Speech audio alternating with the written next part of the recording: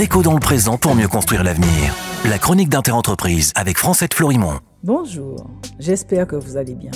Parlons projet de loi de finances. Celui pour 2024 met l'accent sur la rénovation énergétique des logements.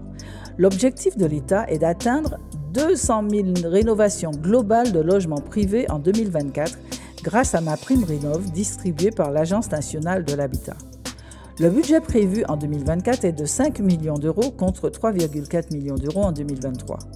Les travaux financés sont ceux d'isolation, les équipements de ventilation, les petits travaux thermiques. De même, le calendrier d'interdiction de location pour les passoires thermiques demeure inchangé, à savoir, pour les logements classés G, ce sera 2025 et 2028 pour ceux classés F.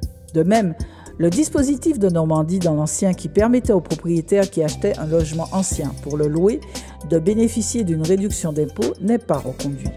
En outre, le éco-prêt taux zéro, l'éco-PTZ, est prolongé jusqu'en 2027. De même, pour les bailleurs sociaux, le dispositif Seconde Vie est pérennisé. Il consiste à exonérer de la taxe foncière pendant 25 ans les immeubles passoires thermiques afin que des rénovations soient réalisées, leur permettant d'atteindre au moins le classement B. En outre, le ministère des Finances va étendre le régime fiscal du logement locatif intermédiaire aux bâtiments anciens rénovés, alors que jusqu'alors seul le neuf était concerné. Enfin, en 2024, l'État abonde de 600 millions d'euros les autorisations d'engagement de ses services et de 300 millions d'euros les crédits de paiement pour la rénovation thermique de ses propres bâtiments.